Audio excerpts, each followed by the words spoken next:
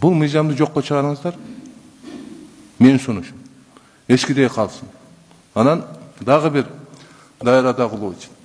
Бизде уголовный кодексти бөлүп, кодекс о нарушениях, кодекс о проступках деп бир канча кылып бөлүп алдык да. 2019-жылдын 1-январынан баштап иштейт. Бул жерде азыр укук коргоо органдары, ошондой эле прокуратура отурат, ГКМБ отурат. Мен ошол кишилерге суроо бергим келип атат. Бул жаңы кодекс кабыл алынса, укук коргоо органдарында эч кандай проблема болбойбу? Бирден жок деп жооп бериңиздер. Эгерде проблема боло турган болсо, проблема болот деп жооп бериңиздер. Мен ал жерде да бир канча сунуштарды айтканмын. Эгерде проблема бар боло турган болсо, дайра такылуу. Тез аранын ичинде жумуш топ түзүңүздөр дагы. Бул азыр мыйзам кабыл алынган. Кабыл алынгандан кийин 6 айдын ичинде кайра өзгөртүүгө мыйзам жол берет, регламент жол берет да. Сиздер өзгөртүңүздөр. Өтө чоң проблема бар. Жашырбаңыздар. Бирок 2019-жыл мен ушул стенограмманы көтөрүп туруп, ар бириңиздерге мен сиздерге угушайын.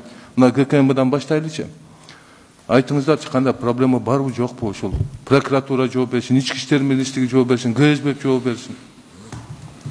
Прокуратура баштайбыз. Турой Закирович, сиз айткан кодекстерди туура кабыл алгандан кийин эки рабочий группа иш тобу түзүлгөн да. Бирөөсү гражданско правовой жагынан, бирөөсү уголовно правовой жагынан. Гражданско правовой жагынан Министерство юстиции башчы болуп туруп топ түзүлгөн. Топтор иштеп атат да, ошол немелердин практикага ашыруу боюнча. Экинчи топ МВДга берилген, Курсан Сатарович ошону баягы башчы болуп иштеп атат. Ал жөнүндө ошол кодекстерди ишке ашыруу боюнча иш топ жүргүзүп атат. Анан сиз айткан суроого азыр четинен жооп берип чыгышсыз. Азыр мен бирдеге айтып коеюн сизге. Дагы ушул сөз өз учурунда ышыгында айтылбаса эметет да. Азыр бир мыйзамдын механизмин 5 жылдан бери жазып атыпбыз. Бул жерде целый кодекс жөнүндө сөз болуп атат. Туура. Несколько кодекс.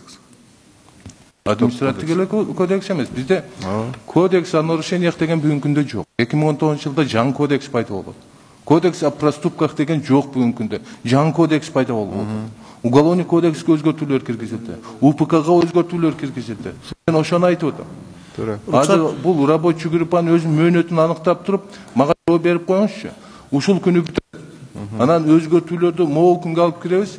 Жогорку кеңеш толук кандуу ушу проблеманы чечип бергиле деп биз сиздерге ушул күнү кайрылабыз. 2019-га чейин ушуну чечейли деп айтыш керек да. Бул өзү сиздердин араңыздардан укук коргоо органдан баягы мен өзүм иштеп кеткендиктен көбү кайрылып атат да, сен түшүнөт экенсиң, могу кандай кылсак болот депчи. Милициядан, прокуратурадан келип кайрылып атат. Рухсатпы? Рахмат, урматтуу Турой Закирович, сиз абдан туура маселени көтөрүп атасыз. Өзүңүз билгендей, баарыбыз билгендей, биякта өз убагында жумуш топтор иштеген. Биякта мен ойлойм, баягы тажрыйбасы аябай чоң кызматкерлер иштеген аякта.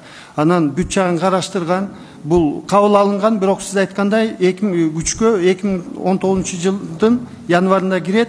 Анан биякта бир нюанс бар, правоприменительный практика жок. Кабыл алды, бирок правоприменительный практика жок азырынчачы. Вот практика иштей баштаганда, балким мен билбейм, аны эч кимибиз билбейбиз. Балким кандайдыр маселелер чыгат. А маселелер чыкканда өзүнүн процедурасы бар, изменения, дополнениялар кирет болуш керек деп ойлойм.